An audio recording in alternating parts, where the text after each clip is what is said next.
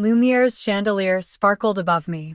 But the chair next to Harold was no longer mine. Margaret didn't look at me when she said it. "There's no room for you tonight, dear." She clinked her glass with the man who had taken my seat, Tom's colleague from the firm. They laughed over foie gras and vintage wine. I stood there in a black sheath dress I'd worn for their last anniversary. Back then, Margaret had said it looked too off the rack. Tonight, she didn't bother commenting at all. I wasn't part of the scene anymore. The scent of bergamot and roasted duck filled the dining room. But I smelled only cedar. Tom's cologne still clung to my scarf. He was across the country on a site visit. He didn't know, or maybe he did, that his mother had erased me from their celebration. I wasn't just a daughter-in-law. I was the reason Lumiere was still standing. 6 months ago, they were circling bankruptcy. I reworked the menu, trained the new staff, sourced local herbs to cut costs. James, the owner, called me a miracle. Margaret never once thanked me. Now she replaced me with a man who couldn't tell sage from thyme. I stood at the edge of their table. My face burned, but I didn't cry. Then I turned to the host. "Is James here?" The host blinked, startled. "One moment." Within minutes, James emerged from the kitchen, apron dusted in flour. He smiled, wide arms outstretched. "Karen, you're the reason we made it to tonight." Margaret's fork froze midair. Harold's eyes widened, but I didn't look at them. James led me past the main floor. Up the steps to the chef's table, a quiet corner with glass windows overlooking downtown Cincinnati. "She saved this place," James said loudly, pouring a glass of Pinot. "For her, we cook something special." I sat. Not at their table. At mine. The city glowed below. Lavender candles flickered softly. The wine was warm. And for the first time in months, I felt full.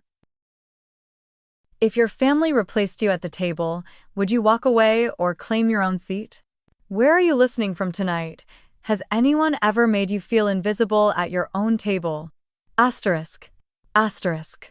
Subscribe to EN Reddit Story for more true stories of justice, healing, and quiet revenge. Asterisk. Asterisk. My mornings used to start with the soft hum of the espresso machine. The kitchen was my sanctuary.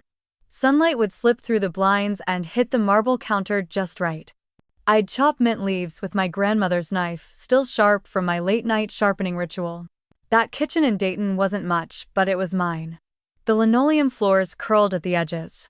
The window above the sink fogged in winter. But I could slice, simmer, and season away the world in there. My mother, Janet, raised me alone. She worked double shifts at a medical lab. She packed my lunch in wax paper and left notes in red pen. "Add nutmeg to mashed sweet potatoes, trust me." Even now I hear her voice when I smell cinnamon. Food was never about fancy plating. It was about saving bruised peaches for cobbler.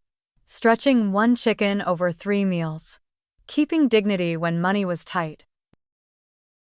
That's what I brought into my work.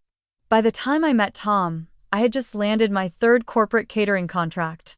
He was wearing a gray wool coat and ordering a hot cider at the food festival in Hyde Park. "You seasoned this with star anise?" he asked. I blinked. Most people said, "What's this weird flavor?" But he smiled like it was a discovery. I liked that. We married 2 years later. A small ceremony. White peonies. My mother cried so hard she stained her blouse with mascara.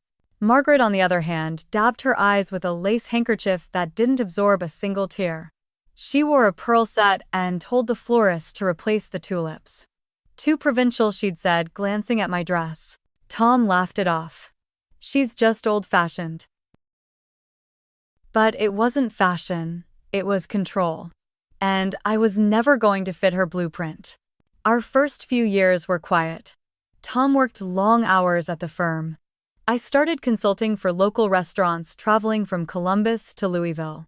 We crossed paths mostly at night, sharing leftovers over reruns of Antiques Roadshow. He never judged my schedule. Never minded my food notes on the fridge or my spice jars labeled in cursive. He kissed my forehead when I got home late. And once he framed a photo of my first newspaper feature, Karen Mitchell revives Main Street Bistro with a pinch of grace. But Margaret. She sent a clipped email the next day, charming article. A pity they didn't interview Tom too. The first time I felt truly unwelcome was Thanksgiving 2019. We drove to her place in Indian Hill. A sprawling brick colonial manicured lawn dinnerware that looked untouched by time. My name card was missing from the table. Tom found it later folded sitting on the sideboard. He shrugged. She probably forgot. But the next year I wasn't even invited. She assumed you'd be traveling, Tom said. I wasn't. I was in our living room watching reruns with my roasted squash. I stopped trying to be seen. I stopped suggesting recipes or bringing handmade gifts. Margaret never used them anyway. She liked imported oils and pre-cut cheeses. She liked saying she managed the household as if she were royalty. I focused on my work. I built a strong clientele. My name became known in kitchens where talent mattered more than titles, and still in every family photo she printed I was never centered. Always off to the side. Or cropped out completely. One Christmas I baked cardamom cookies with a soft dusting of powdered sugar. She placed them next to a silver bowl of store-bought shortbread and said, "These are rustic." That was her word for anything she couldn't control. By spring of 2023, I had taken on the Lumiere project. They were bleeding money, holding onto an outdated French menu no one touched anymore. The chef had walked out mid-service. Their reputation was burning one overcooked duck breast at a time. James, the owner, was desperate. He called me late one evening after a fundraiser. He'd tasted my lemon thyme risotto served in compostable bowls. "Karen," he said, voice frayed, "can you help me fix this before we sink?" I didn't hesitate. 3 weeks later, I was in Lumiere's back kitchen, sleeves rolled, notebook in hand. The counters were stained with oil. The fridge smelled of wilted chervil and something far worse. I cleaned, reorganized, rewrote their entire approach. We tossed the imported truffle salt and focused on Midwest-grown herbs. Every dish told a story rooted in place, in memory and purpose. The lavender panna cotta. That was my mother's recipe modernized with lemon zest. It sold out in 3 nights. When we reopened, the Cincinnati Enquirer called it a rebirth on a plate. James sent a bouquet of orchids to my condo. I left them on my kitchen windowsill. Margaret said nothing. Tom seemed proud, at least on the surface. But something had shifted. His work trips became longer. His texts shorter. He missed our anniversary. Sent roses through an app. "I owe you dinner," he wrote. He never mentioned it again. Some evenings I would sit alone in our quiet living room. The framed wedding photo on the mantel had begun to fade. The light caught it just right at dusk, softening our smiles into something less real. I wondered if I had become invisible. Not erased all at once, but faded like an old ink stain on linen. I began journaling every night. Not about them, about me. About what I tasted, what I remembered, what I was learning to release. And then came that night. The anniversary dinner. The one where Margaret filled my seat without a second thought. No warning. No message. Not even a "sorry, dear." Just silence. A table set for every name but mine. And I realized something. They hadn't forgotten me. They had chosen to exclude me. There's a difference. The first time I truly felt erased was at Tom's uncle's birthday dinner. It wasn't a big event, just family, a long wooden table, and too many candles. I'd helped plan it weeks before. Suggested the venue. Even emailed the event coordinator to request Tom's favorite Cabernet. But when we arrived, there were 11 chairs. And 12 of us. Margaret looked around, all fluttery grace and fake surprise. Oh dear, someone must have miscounted. Her eyes flicked to me, then away. I stood behind Tom's chair as everyone else settled in. Harold offered to give up his seat, but Margaret clutched his arm. Nonsense. Karen can squeeze at the corner. The corner was a side table, meant for coats. Tom looked uncomfortable but said nothing. So I sat there, beside a potted plant, my back to the party. I could still hear them laugh when the cake came out. I just couldn't see their faces. That night I didn't say anything. I went home, kicked off my heels, and lit a lavender candle. The same scent I'd used at Lumiere. But here in our condo it smelled different. Lonelier. Tom sat on the edge of the bed scrolling. I think they were just overwhelmed, he said. No one meant anything. I nodded. But something in me started to curl in on itself. Not anger, something colder. Recognition. The next morning I opened a fresh leather-bound journal gifted to me by a mentee years ago. I began to write. Not just about that dinner, but every slight I had overlooked. Every time I had smiled through silence. Every time Margaret called my work cute. Every time Tom didn't notice I'd gone quiet. I listed names, dates, phrases. I think Karen's more practical than elegant. She's very career-minded. Oh, I assumed you'd be busy working. The ink bled through the pages. Not because I pressed hard, but because the truths were finally heavy enough to mark. The more I wrote, the clearer it all became. These weren't accidents. They were habits. Practiced, polished, quiet rejections wrapped in good manners. Margaret never raised her voice. She just lowered my value. One skipped invitation at a time. One passive-aggressive compliment. One missing name on a family group text. Yes, there was a group chat. I found out by accident. Tom left his laptop open. The messages popped up photos of brunch, baby showers, gift planning. No one had asked for my input. Or even told me it existed. My number wasn't there. I asked Tom that night, careful not to sound accusatory.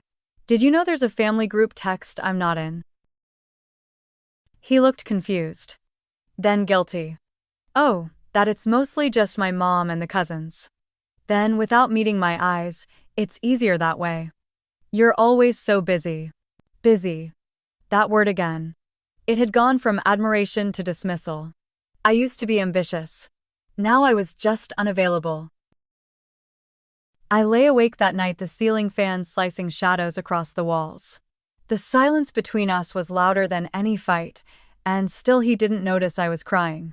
The next day I added to the journal. Typed up notes, printed screenshots. Not because I planned to use them, but because I needed to remember I wasn't imagining this. I had learned long ago that women like me who worked, who spoke calmly, who didn't make scenes, we often gaslit ourselves before anyone else could. I wanted to see it all in black and white. The times I brought hand-wrapped gifts and was told, oh, we already have one. The dinners where I offered to help and was told to just relax. The Christmas when Margaret gave me a diet cookbook. You always talk about wellness, she said. As if I had ever brought it up. As if control wasn't her favorite food group. I began documenting it all. Not with fury, with clarity. I wasn't collecting evidence to start a war. I was collecting my reality back. One afternoon I came home to find Margaret's voice echoing from our answering machine. She still used it like some kind of throne room buzzer. Hi Tom. Just reminding you, don't forget Harold's retirement dinner. Tuesday at 6. Black tie. I've arranged the seating, so don't bring Karen. It's mostly business. Click. I stared at the blinking red light. Then I played it again. And again. Not even a hello for me. Not even the decency to lie. I didn't call back. I didn't scream. I just sat on the edge of the couch, hands still smelling of rosemary and soap. When Tom came home, I asked him plainly, "Did you know your mother asked you not to bring me?" He paused at the doorway, the grocery bag still in his hands. What? She probably didn't mean it that way. I looked at him. Really looked. And I realized something that hurt worse than the message itself. He wasn't surprised, only mildly inconvenienced. I nodded. I see. It was all I could say. That night I added a new page to my journal. A heading in bold ink, asterisk, asterisk. Absence is also an answer. Asterisk, asterisk. I wrote down everything I hadn't said at that moment. Everything I swallowed so he could stay comfortable. How it felt to be invisible in my own marriage. To be tolerated, not welcomed. How being told to stay home wasn't the betrayal. It was knowing no one would notice if I did. The next morning, I stopped waiting. For explanations. For invitations. For Tom to grow a spine. I started cooking again, not for them, not for show, just for me. I made my grandmother's beef stew. Let the scent of thyme and garlic fill the condo. I lit a candle, not lavender this time, but sandalwood.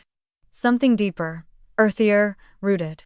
And I wrote not as a woman begging to be seen, but as a woman documenting what she would never allow again. Would you confront or keep collecting proof? The envelope was thick, cream-colored, embossed. I found it wedged behind the phone bill on our console table. Tom never looked through the mail, he just tossed it into piles. I wasn't snooping. But when I picked it up and saw Margaret's handwriting, my stomach tightened. To Mr. and Mrs. Thomas Mitchell, it read in calligraphy. Except inside the card told a different story. Harold's retirement gala, it began.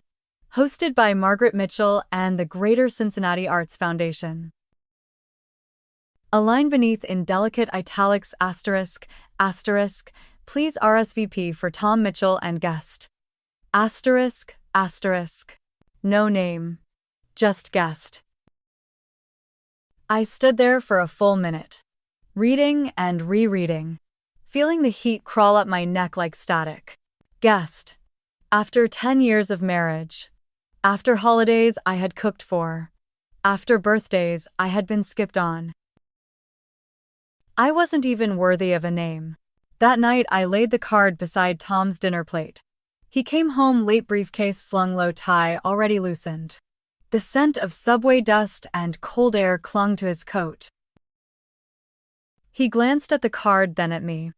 Oh, right, that thing. He rubbed his jaw. She probably just used a template. She addressed the envelope to us, I said. But inside I'm no longer a person, just a +1. He shrugged. Do you want to go or not? That wasn't the question. But I didn't answer. I just watched him chew. Watched him pretend it wasn't hurting me. Pretend this wasn't yet another cut. Later that night I opened my journal and traced the word guest in bold ink. I circled it 5 times. Then I wrote asterisk, asterisk, even a stranger gets a name. Asterisk, asterisk. I didn't cry. Not then. The crying had stopped weeks ago. What replaced it was colder. Sharper. Like ice on a clean blade. A clarity that came only after too many silences. And this time I wasn't going to just let it go. The gala was held at the Cincinnati Museum Center. Marble floors. Soft jazz. Champagne towers that sparkled under crystal chandeliers. Tom rented a tux. I wore a navy velvet gown I hadn't touched in years. Margaret once told me it made me look severe. That's why I chose it. As we entered, Margaret stood near the staircase sipping something pale and expensive. Her pearls gleamed like armor. She smiled at Tom. Then gave me a nod, not of acknowledgement, but of toleration. The way you might nod at someone you hoped wouldn't stay long. I stayed close to Tom's side. But he drifted. Conversations with donors. Old classmates. He was animated, laughing, relaxed, back in his world. I stood near the cheese display. A server offered me a flute of champagne. I declined. My hands were already too cold. Then I heard it. Not from Margaret, but from a woman in a red silk wrap holding a clutch like a weapon. She's the consultant, right? Someone leaned in. Oh, I thought she was just tagging along. They're not really close, are they? Their laughter was soft but precise. I turned slowly, met their eyes, smiled, walked away. I didn't tell Tom. What would be the point? He would say I was imagining it, that I was too sensitive, that his family just needed time. But how much time is enough to be seen? How many years must a woman attend, support, cook, dress, and shrink before she's earned her name on an invitation? I stepped outside for air. The night was bitter. The museum lights behind me blurred in the reflection of a nearby fountain. I could hear the music thudding faintly through the marble walls. But out here it was just me. The sound of heels clicking on pavement. The hush of winter trees. I took a deep breath, letting the cold burn through my lungs. I wasn't crying, I wasn't crumbling, I was clarifying. Something broke open in me that night. Not out of rage. Out of release. The weight of needing their approval began to fall off. Piece by piece, word by word, page by page. Back home I slipped out of the velvet gown and hung it carefully in the closet. It still smelled faintly of champagne and winter air. I sat at my desk, opened my journal, and began to write, not as a ritual but as a reckoning. Not a list this time. A memory. Flashback. 5 years ago. Tom and I had hosted Thanksgiving at our condo. I roasted the turkey slow-basted with herb butter and garlic cloves. Set the table with linen runners and golden maple leaves from Eden Park. Made Margaret's favorite cranberry relish exactly how she described it. She showed up an hour late. Brought her own side dishes. Didn't touch mine. And as she placed her casserole on the counter, she said, "Oh, good, you tried. That's what matters." Everyone laughed. I did too. Back then. But that night, while Tom slept, I stared at the dirty dishes and realized she wasn't just indifferent. She was deliberate. And I had let her decide my worth. Not anymore. The next morning after the gala, I took a different route. Stopped by Lumiere before opening hours. James was setting up the front patio for the early spring crowd. He looked up and smiled. "You look like someone who's made a decision," he said. I nodded. "Do you still have that part-time mentorship slot?" His smile widened. "For you, always." I didn't tell Tom. Not yet. But I would. Not as a question. As a statement. That night, he came home tired. Dropped his briefcase by the door and asked what was for dinner. I told him gently, "There's soup in the fridge, I ate earlier." He blinked. "Oh, everything okay?" "Yes," I said. "I just needed some time to write." And he nodded like that was normal. Like he hadn't noticed the shift. But I had. In the space where I used to wait for invitations, for permission, for visibility. Now there was stillness. And in that stillness a sharp and growing voice. Mine. If you had one chance to expose them, would you take it? Some silences come after storms. Ours had no thunder, no slammed doors, no final arguments. Just a slow, steady fading like evening light in a room no one bothered to turn the lamp on for. Tom had started sleeping with his back turned. I used to tuck my knee behind his for warmth. Now there was a canyon of untouched sheets between us. He didn't do anything cruel. That was the worst part. He just vanished slowly, while still being there. In the condo. In the routines. In name. We exchanged words like business partners. The trash needs to go out. I ordered more filters. There's soup in the freezer, no questions. No listening. Just life passing through us like elevator music, forgettable and faint. I stopped cooking dinners. He didn't comment. I stopped waiting up. He didn't ask why. I replaced the framed wedding photo with a pressed fern from Eden Park. He didn't blink. I suppose that was the clearest sign of all. He didn't fight, didn't chase, didn't even flinch. One Friday I came home soaked from an unexpected rain. My mentoring session had run late. I was tired cold holding a paper bag of bruised heirloom tomatoes I bought out of habit. The condo was dark. No note. No text. Not even the hallway lamp switched on. I stepped out of my wet shoes and padded across the hardwood, each step echoing louder than I expected.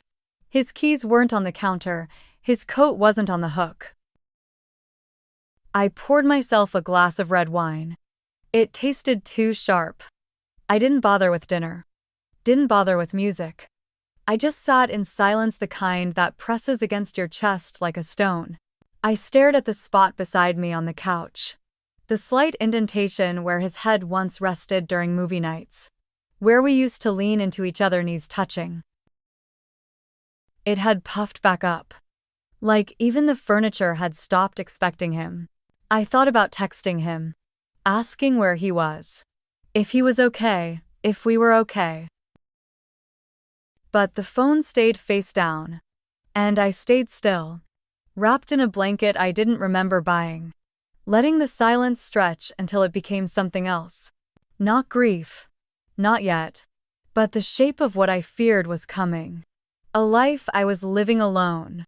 While still married. The next morning I found his shoes by the door. His jacket hung neatly on the hook. He'd come home late enough not to wake me, or maybe not caring to. In the kitchen, he was already sipping coffee. Reading something on his phone, half dressed in business casual. Morning, he said without looking up.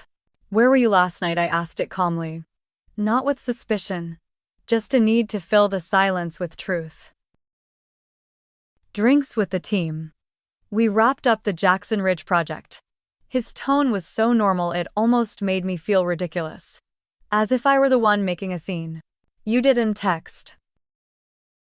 He blinked, finally looked at me. I figured you were asleep. It was late. I nodded. Poured myself tea. Let the mints steep in silence. In my chest, I felt something sharp twist. Not jealousy, not fear.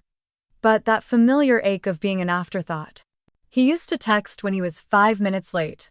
Used to call on his way home just to hear my voice. Now I didn't even warrant to be home soon. He left for work with a kiss on the cheek. Automatic.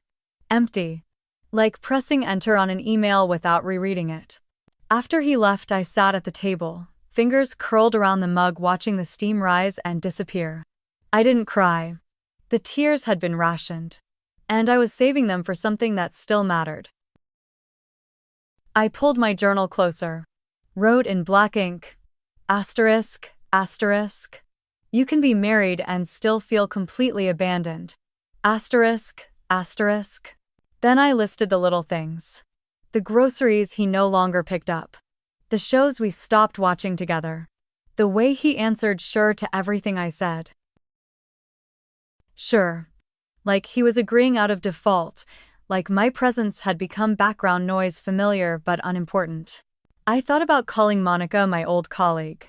She always had a way of saying the hard things, but I didn't want sympathy, I wanted clarity, and I wasn't sure yet what I would do with it. I spent the rest of the day deep cleaning the apartment, wiping every surface, dusting every shelf. I needed to do something physical. Something I could control. As I vacuumed under the bed, I found an old shoebox I hadn't opened in years. Inside were photos, our engagement party, cooking classes, the first apartment. We looked so young, so intertwined. It felt like watching strangers in a movie I barely remembered acting in. I closed the box. Tucked it back where it belonged. Not in the trash. But not in reach either. That Sunday we had lunch with his parents. Or rather, Tom had lunch and I tagged along like a polite accessory. Margaret had reserved a table at a boutique bistro near the river. The kind of place with imported linens and overpriced beet salads. She greeted me with a cheek kiss that didn't touch her skin. Karen, you look rested, she said, which somehow sounded like an insult. I smiled. She hated that. The waiter came to take orders. When I asked about substitutions, Margaret waved her hand. She has dietary preferences, she told him, not even looking at me. Tom didn't flinch. Didn't correct her. Didn't look up from the menu. That was the moment. Not the insult, not the eye roll. But his silence. His permission. The quiet way he let me shrink while they dined on status. As the meal dragged on, Harold leaned toward me and asked softly, "Are you okay, sweetheart?" His voice was old-school gentle, the kind that didn't pry but still saw. I looked at him. I really looked. And something in me cracked, because I realized someone noticed. And it wasn't my husband. "I'm fine," I said. But we both knew that wasn't true. After dessert, Margaret launched into a story about an upcoming charity gala. She listed names, venues, colors, never once including me in the plan. Tom nodded along. I excused myself to the restroom. But I didn't go there. I stepped outside into the narrow alley behind the bistro. The wind was cold, biting through my scarf. But I needed the sting. I needed to feel something sharper than numb. I closed my eyes, leaning against the brick wall, and whispered to no one, "I don't think he sees me anymore. Not as a woman. Not as a partner. Not even as a presence." And if he couldn't see me, what was I still doing here? What was I fighting for? What did I have left to lose? Except myself. That night I wrote one sentence across an entire page in my journal. Asterisk, asterisk. When love becomes absence, staying is a kind of self-erasure. Asterisk, asterisk. Then I stared at it for a long time. My hand didn't shake, my heart didn't race, it just settled. Not in defeat, but in decision. A quiet shift. A silent declaration. I started waking up before dawn. Not out of restlessness, at least not in the way it used to feel. It wasn't insomnia or anxiety anymore. It was something quieter. A need to feel myself moving through time before anyone could ask me to shrink. The world before 6 a.m. was honest. No performances. No questions. Just steam from the kettle and the slow hum of a city waking up. I brewed coffee like it was a ceremony. Measured each scoop, leveled the grounds with the back of a spoon. Used the ceramic mug with a small crack near the handle. The one Tom had once called chipped. I called it seasoned. While he slept, I wrote pages. Not just about him. About me. My choices. The way I used to feel at 23, barefoot in a catering truck, skin sticky with oil and hope. About the first night I sliced onions until midnight just to perfect one dish. I remembered that girl. I missed her. I wasn't sure when she disappeared, but I knew she deserved to come back. The journal pages blurred under the soft yellow lamplight. I didn't cry, I didn't rage, I simply documented. Later that morning I dialed Amara's number. A family attorney. Someone I met at a culinary retreat in Santa Fe 7 years ago. We'd shared wine and stories about rebuilding after loss. She had this way of speaking low, measured, like she had walked through fires and built staircases out of ash. She answered on the first ring. I didn't fumble. I'm not leaving. Not yet, but I need to know what it would take. She listened. Didn't fill the space with reassurances. Only clarity, options. Ground beneath my feet. We scheduled a meeting for next Tuesday. Discreet. Neutral location. I marked it in my planner under menu review. Tom didn't ask. He rarely did anymore. That afternoon I walked through our condo slowly. Room by room, noticing what felt like mine. Not legally, emotionally. The copper pots from my mother. The spice rack I restored by hand. My grandmother's paring knife. 3 photo albums I kept hidden in the linen closet. The rest was background. A curated life built to impress others. I'd lived in it for 10 years. But it didn't feel like mine anymore. That evening, I sat at the kitchen table, my laptop glowing blue, and opened a new savings account. My name only. Just a portion of my income enough to start breathing differently. Not an escape fund. A freedom fund. Something to remind myself I was still capable of building something just for me, even if no one else saw it coming. The following days passed like mist. Tom came and went.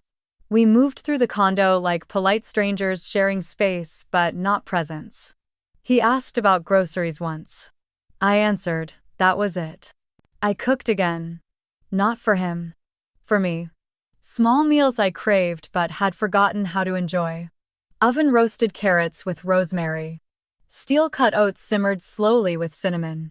Dishes my mother would have made on days when she couldn't afford more than comfort. Tom didn't touch any of it. He brought home takeout boxes that lived in the fridge until they went stale. We had become two separate kitchens under one roof. One nourishing, one numb. On Thursday, I walked to the park. Notebook in my bag. The March wind tugged at my sleeves, and the sky held that soft gray only Midwestern mornings knew. I found a bench beneath a bare tree, opened my journal, and wrote, ****. This isn't about leaving him, it's about returning to me. ****. Across the lawn, a girl practiced cartwheels. Her laughter cut through the cold like a bell. I felt something tighten in my throat. A hunger for that unfiltered joy. The kind I hadn't felt in years. That night I stood in front of the bathroom mirror. Looked at my reflection the way you look at a portrait you once loved but forgot how to understand. There were lines now. At the corners of my mouth, around my eyes. But they didn't feel like damage. They felt earned, like rings in a tree trunk. Proof that I had grown around what hurt me without breaking. I opened the cabinet and reached for the lavender lotion I hadn't touched in months. Rubbed it into my hands slowly. Breath deep, steady. My wedding ring caught the light. And I asked myself, not for the first time, was this still a symbol of love, or just a relic of a promise neither of us knew how to keep? I didn't take it off. Not yet. But I noted the way my skin felt beneath it, like it was ready to breathe again. Later, Tom fell asleep early, face turned away. Breathing deep. I sat beside him for a while. Just looking. And I whispered so softly, "You don't see me anymore, do you?" He didn't stir. And somehow that answered everything. The next day I cleared out the second drawer in the hallway. The one filled with expired coupons, tangled chargers, and things we never used. I needed space. Not for packing. For choosing. I placed a folder inside, printed bank documents. My consulting contracts, a list of passwords. One small key to a P.O. box I'd opened near the mentorship center. It wasn't escape, it was preparation. That weekend, Margaret invited us to dinner. Well, she invited Tom. The message was addressed to him alone again. No, and Karen. No pretense this time. I told him I wouldn't go. He looked at me like I'd changed the script. "You're not coming." "No," I said calmly. "She didn't invite me." "She always assumes." "No, Tom. She doesn't." I met his eyes, steady, unmoving. He didn't argue. He just adjusted his cufflinks and left. I watched him go. Didn't rush to the window. Didn't stare at the door. Just turned off the hall light and returned to my desk. That night I started a document titled *****. When the silence stops serving you. ****. It wasn't a manifesto, it was a list. Of what I would need to transfer. Of who I could trust. Of what I refused to carry anymore. Then I wrote this ****. A quiet exit is still an exit. Dignity doesn't have to slam the door. On Tuesday, I met Amara at a quiet cafe across town. We sat in a corner booth near the window. She had already ordered tea for both of us. She remembered I liked mint. I slid the folder across the table. She opened it, nodded slowly. You're ahead of most women I meet at this stage. I've been preparing for a while, I said. Just not out loud. We talked for an hour. Options. Legal clarity. Timelines. No pressure. No drama. Just possibilities. When I left, I didn't feel afraid. I felt capable. Still married, yes, but no longer bound. That night, I made lentil soup with thyme and roasted garlic. I lit a candle, sandalwood, not lavender. The room felt grounded, like it belonged to me again. Tom came home late. I didn't ask why. He didn't offer. We passed each other in the hallway. Two people living separate stories under one roof. And I realized I wasn't waiting for his permission to begin mine.